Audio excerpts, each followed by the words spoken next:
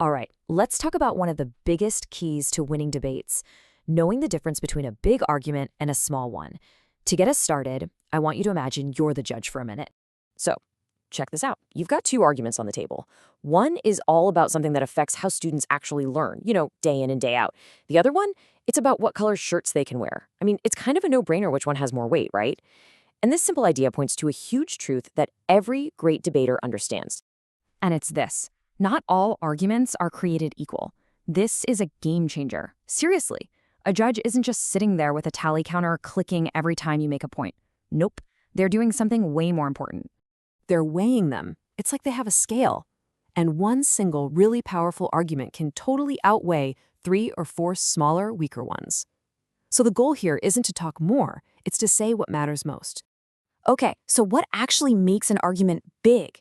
If we're going to prioritize, we need to know what we're looking for, right? What gives an argument its weight? Well, a really big argument, the kind that makes a judge lean forward, usually does at least one of these 3 things. You got to ask yourself, how many people does this really affect? Is this a short-term thing, or does it have long-lasting effects? And finally, how strong is the impact? We talking a tiny inconvenience, or is it something major?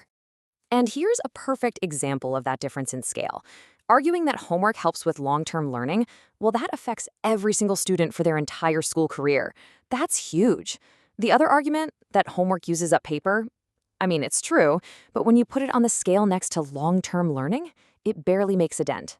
So let's put this into practice with a real-life debate topic: school uniforms. This is where you get to put on your judge's hat and really think about how to weigh these ideas. Okay, you're the judge. Team A says, uniforms are great. They make getting dressed in the morning easier. Team B comes up and says, uniforms are great. They help students focus more in class. So which one has a bigger, more meaningful impact on a student's education? Look, making the morning rush a little easier is a nice benefit for sure. But improving a student's focus, that directly connects to how well they learn and how successful they are in school. That's the heavier argument. It's the one that tips the scales every single time. All right, you've seen the idea, you've seen an example, now it is your turn to be the judge. We're going to do a quick little challenge to see if you can spot the bigger argument.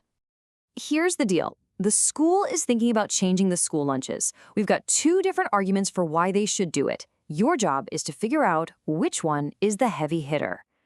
So here are your choices. Option 1, the new lunches just plain taste better. Option 2, the new lunches will actually improve student health. Go ahead and take a second if you need to. Which one has the bigger, more lasting, more significant impact? If you went with student health, you are spot on. And it's not even close, right? Everybody likes food that tastes good, but the long-term impact of better health, we're talking better focus in class, fewer sick days, good habits for life. That just blows tastes better out of the water. It is absolutely the stronger argument. Awesome. Okay, let's lock this in with a super quick 2-question quiz. First up, what do judges usually prefer? A, lots of small arguments, B, fewer but bigger arguments, or C, just longer speeches?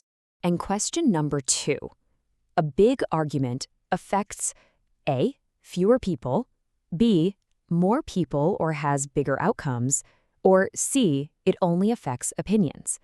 Think back to those 3 things we talked about. Let's check the answers. For question 1, the answer is B, fewer, bigger arguments. It's all about quality, not quantity. And for question 2, the answer is also B. A big argument is all about affecting more people or creating bigger outcomes. If you got them both right, nice work. So, after all that, what is the single most important thing to remember? It really all comes down to one simple but really powerful strategy. At the end of the day, winning debates isn't about having the most arguments. It's about finding, building, and focusing all your energy on the arguments that have the biggest, most significant impacts. But just spotting the bigger argument is only half the battle.